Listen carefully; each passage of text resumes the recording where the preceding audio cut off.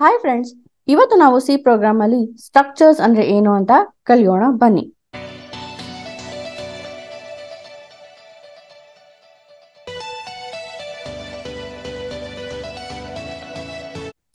Structures ಅಂದ್ರೆ simple ಆಗಿ user defined type ಅಂತ ಹೇಳ್ಬೋದು. ಅಂದ್ರೆ ನೀವು ಸಿ ಪ್ರೋಗ್ರಾಮ್ ಅಲ್ಲಿ ಆಲ್ರೆಡಿ ನೋಡಿರೋ ಹಾಗೆ ಇಂಟ್, ಫ್ಲೋಟ್ ಮತ್ತೆ ಕ್ಯಾರೆಕ್ಟರ್ ಈ ತರ ಪ್ರೀ ಡಿಫೈನ್ಡ್ ಡೇಟಾ ಟೈಪ್ಸ್ ಇದೆ. ನೀವೇ ಅಂದ್ರೆ ನಾವು ಯೂಸರೇ ಒಂದು ಟೈಪ್ ನ ಡಿಫೈನ್ ಮಾಡಬೇಕು ಅಂದ್ರೆ ಅದನ್ನ ನಾವು ಸ್ಟ್ರಕ್ಚರ್ಸ್ ಮೂಲಕ ಮಾಡಬಹುದು. ಏನಿದು ಸ್ಟ್ರಕ್ಚರ್ಸ್ ಅಂದ್ರೆ this group of several related variables into one place. ನಾವಿವಾಗ ಒಂದಕ್ಕಿಂತ ಹೆಚ್ಚು ಸಿಮಿಲರ್ ವೇರಿಯಬಲ್ಸ್ ನ ಡಿಫೈನ್ ಮಾಡಬೇಕು ಅಂದ್ರೆ ಈಗ ಆಲ್ರೆಡಿ ನೋಡಿರೋ ತರ ಅರೇಸ್ ನ ಉಪಯೋಗಿಸಬಹುದು. ಬಟ್ ಅರೇಸ್ ಉಪಯೋಗಿಸಿದಾಗ ಒಂದು ಡಿಸ್ಅಡ್ವಾಂಟೇಜ್ ಏನು ಅಂದ್ರೆ ಬರೀ ಒಂದೇ ತರದ ಡೇಟಾ ಟೈಪ್ ಅಂದ್ರೆ ಬರೀ ಇಂಟೀಜರ್ ಅರೇನ ನಾವು ಕ್ರಿಯೇಟ್ ಮಾಡ್ಬೋದು. ಅದರಲ್ಲಿ ನಾವು ಸ್ಟ್ರಿಂಗ್ ವ್ಯಾಲ್ಯೂಸ್ ನ ಹಾಕಕ್ಕೆ ಆಗೋದಿಲ್ಲ, ಅಥವಾ ಫ್ಲೋಟ್ ಅರೇನ ಮಾಡಿದಾಗ ನಾವು ಇಂಟ್ ವ್ಯಾಲ್ಯೂಸ್ ನ ಹಾಕಕ್ಕೆ ಆಗೋದಿಲ್ಲ. ಆದ್ರೆ ಈ ಸ್ಟ್ರಕ್ಚರ್ಸ್ ಅಲ್ಲಿ ನೀವು ಒಂದು ಇಂಟ್ ವೇರಿಯಬಲ್, ಒಂದು ಫ್ಲೋಟ್ ವೇರಿಯಬಲ್ ಮತ್ತೆ ಒಂದು ಸ್ಟ್ರಿಂಗ್ ವೇರಿಯಬಲ್ ಈ ತರ ಡಿಫ್ರೆಂಟ್ ಟೈಪ್ ಆಫ್ ವೇರಿಯಬಲ್ಸ್ ನ ಒಟ್ಟಿಗೆ ಗ್ರೂಪ್ ಮಾಡಬಹುದು. ಈ ಸ್ಟ್ರಕ್ಚರ್ಸ್ ನ ನಾವು ಶಾರ್ಟ್ ಆಗಿ ಸ್ಟ್ರಕ್ಟ್ಸ್ ಅಂತ ಕೂಡ ಕರಿತೀವಿ. Each variable is known as a member of a structure. So C program ಅಲ್ಲಿ ಸ್ಟ್ರಕ್ಚರ್ ಒಳಗಡೆ ನಾವು ವೇರಿಯಬಲ್ಸ್ ಡಿಫೈನ್ ಮಾಡಿದಾಗ ಪ್ರತಿಯೊಂದು ವೇರಿಯಬಲ್ ನಾವು ಮೆಂಬರ್ ಅಂತ ಕರಿತೀವಿ. Struct keyword is use to define a structure in C. So ನಾವು ಸ್ಟ್ರಕ್ಚರ್ಸ್ ನ ಡಿಫೈನ್ ಮಾಡಬೇಕು ಅಂದ್ರೆ ಈ ತರ ಸ್ಟ್ರಕ್ಟ್ ಕೀವರ್ಡ್ ನ ಉಪಯೋಗಿಸಬೇಕು. Dot operator is use to access members of the structure. So ನಾವು ಪ್ರತಿಯೊಂದು ವೇರಿಯಬಲ್ ನ ಆಕ್ಸೆಸ್ ಮಾಡಬೇಕು ಅಂದಾಗ ಈ ಡಾಟ್ ಆಪರೇಟರ್ ನ ಉಪಯೋಗಿಸ್ತೀವಿ. ಸ್ಟ್ರಕ್ಚರ್ ನ ಡಿಕ್ಲೇರ್ ಮಾಡೋದಕ್ಕೆ ಸಿಂಟ್ಯಾಕ್ಸ್ ಇದೆ ನೋಡಿ. ಸ್ಟ್ರಕ್ಟ್ ಅಂತ ಒಂದು ಕೀವರ್ಡ್ ಉಪಯೋಗಿಸ್ಬೇಕು, ಆಮೇಲೆ ಆ ಸ್ಟ್ರಕ್ಚರ್ಗೆ ಒಂದು ಹೆಸರು ಕೊಡ್ಬೇಕು, ಅದೇನು ಅಂತ. ಮತ್ತೆ ಫ್ಲವರ್ ಬ್ರೇಸಸ್ ಒಳಗಡೆ ಅದ್ರ ಮೆಂಬರ್ಸ್ ಅಂದ್ರೆ ವೇರಿಯಬಲ್ಸ್ ನ ಡಿಕ್ಲೇರ್ ಮಾಡ್ಕೊಂತ ಹೋಗ್ಬೇಕು.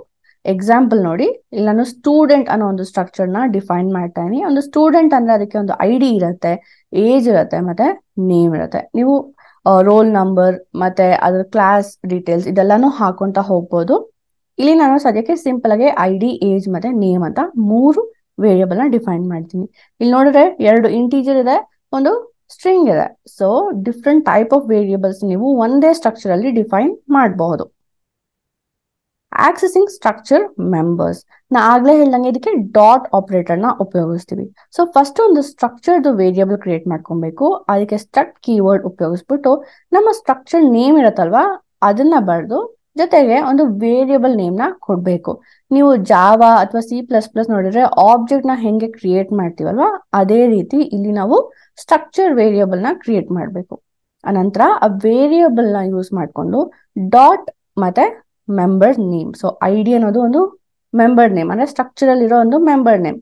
ಸೊ S1.id ಅಂತ ನಾನು ಇಲ್ಲಿ ಯೂಸ್ ಮಾಡ್ಕೊಬಹುದು. ಹಾಗೆ S1.age ಈ ರೀತಿ ಡಿಫ್ರೆಂಟ್ ಮೆಂಬರ್ಸ್ ನ ಆಕ್ಸೆಸ್ ಮಾಡಬಹುದು. ಹಾಗೆ ಇನ್ನೊಂದು ಇಂಪಾರ್ಟೆಂಟ್ ವಿಷಯ ನೀವು ತಿಳ್ಕೊಬೇಕು ಅಂದ್ರೆ ಸ್ಟ್ರಿಂಗ್ಸ್. ನಾವು ನಮ್ಮ ಇಂಟೀಜರ್ ಅಥವಾ ಫ್ಲೋಟ್ ಅಥವಾ ಕ್ಯಾರೆಕ್ಟರ್ ವೇರಿಯಬಲ್ಸ್ ನ ಯೂಸ್ ಮಾಡ್ದಂಗೆ ಸ್ಟ್ರಿಂಗ್ಸ್ ನ ಸ್ಟ್ರಕ್ಚರ್ ಒಳಗಡೆ ಯೂಸ್ ಮಾಡಕ್ಕೆ ಆಗೋದಿಲ್ಲ.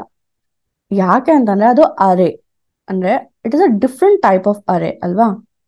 ಅದಕ್ಕೆ ನಾವು ಸ್ಟ್ರಿಂಗ್ ಕಾಪಿ ಫಂಕ್ಷನ್ ಯೂಸ್ ಮಾಡಬೇಕು. ಸೊ ಅದಕ್ಕೆ ಒಂದು ಎಕ್ಸಾಂಪಲ್ ತೋರಿಸ್ತೀನಿ. ಸೊ S1.name ಈಕ್ವಲ್ಸ್ ರಾಹುಲ್ ಅಂತ ನೀವು ಕೊಡಕ್ಕೆ ಆಗೋದಿಲ್ಲ. ಅದ್ರ ಬದಲು string copy of S1, Rahul ಅಂತ ಕೊಡ್ಬೇಕು. ಈ ಸ್ಟ್ರಿಂಗ್ ಕಾಪಿ ಫಂಕ್ಷನ್ ಹೇಗೆ ಉಪಯೋಗಿಸ್ಬೇಕು, ಅದು ಹೇಗೆ ವರ್ಕ್ ಆಗತ್ತೆ ಅಂತ ನಾನು ಸ್ಟ್ರಿಂಗ್ಸ್ ಎಕ್ಸ್ಪ್ಲೇನ್ ಮಾಡಿರೋ ವಿಡಿಯೋದಲ್ಲಿ ತೋರಿಸಿದ್ದೀನಿ. ಸೊ ನಿಮ್ಗೆ ರೆಫರೆನ್ಸ್ ಬೇಕು ಅಂದ್ರೆ ನೀವು ಅಲ್ಲಿ ನೋಡಬಹುದು. ಈಗ ಇದನ್ನೆಲ್ಲ ನಾವು ಪ್ರಾಕ್ಟಿಕಲ್ ಆಗಿ ಒಂದ್ಸತಿ ಟ್ರೈ ಮಾಡೋಣ. ನಾ ಒಂದು ಆನ್ಲೈನ್ ಎಡಿಟರ್ ನ ಓಪನ್ ಮಾಡಿದ್ದೀನಿ. ಇಲ್ಲಿ ಫಸ್ಟ್ ನನ್ನ ಹೆಡರ್ ನ ಡಿಕ್ಲೇರ್ ಮಾಡ್ತೀನಿ, stdio.h.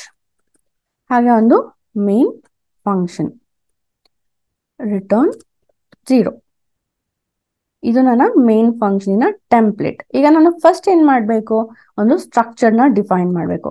ನೀವು ಯಾವಾಗ್ಲೂ ಜ್ಞಾಪಕ ಇಟ್ಕೊಬೇಕು ಅಂದ್ರೆ ಈ ಸ್ಟ್ರಕ್ಚರ್ ನ ಮೇನ್ ಫಂಕ್ಷನ್ ಇಂದ ಹೊರಗಡೆ ಡಿಫೈನ್ ಮಾಡ್ಬೇಕು. ನಾವು ಫಂಕ್ಷನ್ಸ್ ನ ಡಿಫೈನ್ ಮಾಡ್ತೀವಲ್ವಾ ಅದೇ ರೀತಿ. ಸೊ ಫಸ್ಟ್ ಸ್ಟ್ರಕ್ಟ್ ಕೀವರ್ಡ್ ಉಪಯೋಗಿಸ್ತೀನಿ. ಮತ್ತೆ ನನ್ನ ಸ್ಟ್ರಕ್ಚರ್ ನೇಮ್ ಅಂದ್ರೆ ಸ್ಟೂಡೆಂಟ್, ಆಮೇಲೆ ಇಂಟ್ ಐಡಿ, ಇಂಟ್ ಏಜ್, ಹಾಗೆ ಕ್ಯಾರೆಕ್ಟರ್ ನೇಮ್ ಇದು ಬಂದ್ಬಿಟ್ಟು ನನಗೆ ಸ್ಟ್ರಿಂಗ್.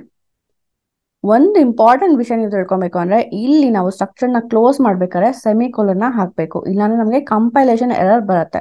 ತುಂಬಾ ಸತಿ ಸೆಮಿಕೋಲನ್ ಮಿಸ್ ಮಾಡ್ತಾರೆ. ಸೊ ಸ್ಟ್ರಕ್ಚರ್ ಡಿಫೈನ್ ಮಾಡ್ಬೇಕಾದ್ರೆ ನಿಮ್ಮ ಥಿಯರಿ ಎಕ್ಸಾಮ್ ಇರ್ಬೋದು, ಪ್ರಾಕ್ಟಿಕಲ್ ಎಕ್ಸಾಮ್ ಇರ್ಬೋದು, ಈ ಸೆಮಿಕೋಲನ್ ನೀವು ಮಿಸ್ ಮಾಡಬೇಡಿ. ನೆಕ್ಸ್ಟ್ ಆ ಸ್ಟ್ರಕ್ಚರ್ ನಾನು ಇಲ್ಲಿ ಮೇನ್ ಫಂಕ್ಷನ್ ಅಲ್ಲಿ ಯೂಸ್ ಮಾಡ್ತೀನಿ. So first struct student S1 ಅನ್ನೋ ಒಂದು ವೇರಿಯೇಬಲ್ ನ ಕ್ರಿಯೇಟ್ ಮಾಡ್ಕೋತೀನಿ.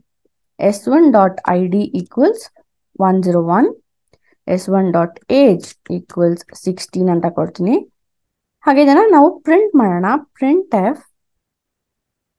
id and age of student 1 is %d and %d /n ಕೂಡ ಕೊಟ್ಟಿರೋಣ. ಇಲ್ಲಿ S1.age ಫಸ್ಟ್ S1.id S1.age. ಈಗ ನಾನು ಈ ಪ್ರೋಗ್ರಾಮ್ ನ ರನ್ ಮಾಡಿದ್ರೆ ನನಗೆ ಔಟ್ಪುಟ್ ಏನ್ ಬರುತ್ತೆ ನೋಡಿ, ID of student 1 is 101 and 16 ಅಂತ ಬಂತು. ಈಗ ನಾನು ಈ ನೇಮ್ ಕೂಡ ವ್ಯಾಲ್ಯೂನ ಅಸೈನ್ ಮಾಡಬೇಕು. ಸೊ S1.name ಅಂತ ಮಾಡಿದಾಗ ನನ್ಗೆ ಏನಾಗತ್ತೆ ನೋಡೋಣ, ರಾಹುಲ್ ಅಂತ ಅಸೈನ್ ಮಾಡ್ತಾ ಇದೀನಿ. ಈಗ ನಾನು ಇಲ್ಲಿ ಮಾಡಿದ್ರೆ ನೋಡಿ ನನಗೆ ಎರರ್ ಬಂತು, ಯಾಕಂದ್ರೆ ಅರೇಸ್ಗೆ ನಾನು ಈ ತರ ಅಸೈನ್ ಮಾಡಕ್ಕೆ ಆಗೋದಿಲ್ಲ, ಎಸ್ಪೆಷಲಿ ಸ್ಟ್ರಿಂಗ್ಸ್ಗೆ. ಸೊ ಇವಾಗ ಇದಕ್ಕೆ ಆಲ್ಟರ್ನೇಟ್ ಏನು, ಸ್ಟ್ರಿಂಗ್ ಕಾಪಿ ಫಂಕ್ಷನ್ ಉಪಯೋಗಿಸ್ಬೇಕು. ಅದಕ್ಕೆ ನಾನು ಒಂದು ಹೆಡರ್ ನ ಇನ್ಕ್ಲೂಡ್ ಮಾಡಬೇಕು. string.h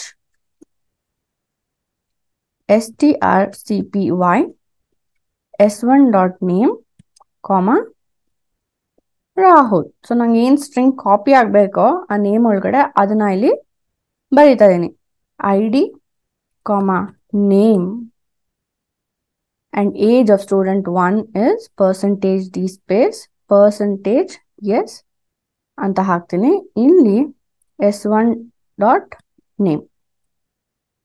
ಸೊ ಈಗ ನಾನು ಇದನ್ನ ರನ್ ಮಾಡಿದ್ರೆ ಔಟ್ಪುಟ್ ಏನ್ ಬರುತ್ತೆ ನೋಡಿ, ID 101, ನೇಮ್ ರಾಹುಲ್ ಅಂಡ್ 16 ಅಂತ ಬಂತು. ನಾ ಇದೇ ರೀತಿ ಎಷ್ಟು ವೇರಿಯೇಬಲ್ಸ್ ಬೇಕಾದ್ರೆ ಅಂದ್ರೆ ಎಷ್ಟು ಸ್ಟ್ರಕ್ಚರ್ ವೇರಿಯೇಬಲ್ಸ್ ಬೇಕಾದ್ರೆ ನಾನು ಡಿಫೈನ್ ಮಾಡ್ಕೊಂತಾ ಹೋಗ್ಬೋದು. ನಿಮ್ಗೆ ಇನ್ನೊಂದು ಎಕ್ಸಾಂಪಲ್ ತೋರಿಸ್ತೀನಿ. Struct student S2.id equals 102, S2.age equals 17 and name ನ ನಾವು ಅಸೈನ್ ಮಾಡೋದಕ್ಕೆ string copy function. So S2.name equals Ankita. So ಇದೇ printf ಸ್ಟೇಟ್ಮೆಂಟ್ ನ ಕಾಪಿ ಪೇಸ್ಟ್ ಮಾಡಿ ನನ್ನ ಎರಡನೇ ಸ್ಟೂಡೆಂಟ್ ಡೀಟೇಲ್ಸ್ ನ ಪ್ರಿಂಟ್ ಮಾಡ್ತೀನಿ. So details of student 2 S2.id S2.name ಮತ್ತೆ S2.age. ಈಗ ನಾನು ರನ್ ಮಾಡಿದ್ರೆ ನೋಡಿ ನನ್ನ ಸ್ಟೂಡೆಂಟ್ 2 ಡೀಟೇಲ್ಸ್ ಕೂಡ ಪ್ರಿಂಟ್ ಆಯ್ತು. ಈ ರೀತಿ ನೀವು ಎಷ್ಟು ಸ್ಟ್ರಕ್ಚರ್ ವೇರಿಯೇಬಲ್ಸ್ ಬೇಕಾದ್ರೂ ಡಿಫೈನ್ ಮಾಡ್ಕೊಂತ ಹೋಗ್ಬೋದು. ಇಲ್ಲಿ ನಾನು ಸ್ಟ್ರಕ್ಚರ್ಸ್ ನ ಸಿಂಪಲ್ ಎಕ್ಸಾಂಪಲ್ ಜೊತೆ ತೋರಿಸಿದ್ದೀನಿ. ಸೊ ನೀವು ಇಷ್ಟು ಅರ್ಥ ಮಾಡ್ಕೊಂಡ್ರೆ ಬೇಸಿಕ್ ಲೆವೆಲ್ಗೆ ಸಾಕು. ಬಟ್ ನಾವು ಸಿ ಪ್ರೋಗ್ರಾಮಿಂಗ್ ಅಲ್ಲಿ ಈ ಸ್ಟ್ರಕ್ಚರ್ ಅನ್ನೋದು ತುಂಬಾನೇ ಇಂಪಾರ್ಟೆಂಟ್. ಸೊ ತುಂಬಾ ಕಾಂಪ್ಲಿಕೇಟೆಡ್ ಪ್ರೋಗ್ರಾಮ್ಸ್ ನ ಮತ್ತೆ ಅಲ್ಗಾರಿಥಮ್ಸ್ ನ ಸ್ಟ್ರಕ್ಚರ್ ಯೂಸ್ ಮಾಡ್ಕೊಂಡು ಇಂಪ್ಲಿಮೆಂಟ್ ಮಾಡ್ತೀವಿ. ಸೊ ಇದು one of the important concept ಅಂತ ಕೂಡ ನಾನು ಹೇಳ್ಬೋದು. ನಮ್ಮ ಮುಂದಿನ ವಿಡಿಯೋಸ್ ಅಲ್ಲಿ ನಾವು ಪಾಯಿಂಟರ್ಸ್ ಅಂದ್ರೆ ಏನು ಅಂತ ಕಲಿಯೋಣ. ನಮ್ಮ ವೆಬ್ಸೈಟ್ www.kalyona.com ನ ನೀವು ವಿಸಿಟ್ ಮಾಡಿದ್ರೆ ಅಲ್ಲಿ ಇನ್ನೂ ಹೆಚ್ಚು ಟೆಕ್ನಿಕಲ್ ಮತ್ತೆ ನಾನ್ ಟೆಕ್ನಿಕಲ್ ಕೋರ್ಸಸ್ಗಳು ಇರುತ್ತೆ. ಅದಕ್ಕೆ ನೀವು ಎನ್ರೋಲ್ ಆದ್ರೆ ನಿಮಗೆ ಕೋರ್ಸ್ ಕಂಪ್ಲೀಷನ್ ಸರ್ಟಿಫಿಕೇಟ್ ಕೂಡ ಸಿಗತ್ತೆ. ಹಾಗೆ ನಮ್ಮ ಯೂಟ್ಯೂಬ್ ಚಾನಲ್ ನ ಸಬ್ಸ್ಕ್ರೈಬ್ ಮಾಡೋದು ಮರಿಬೇಡಿ. ನಿಮ್ಮೆಲ್ಲ ಫ್ರೆಂಡ್ಸ್ ಜೊತೆ ಶೇರ್ ಮಾಡಿ.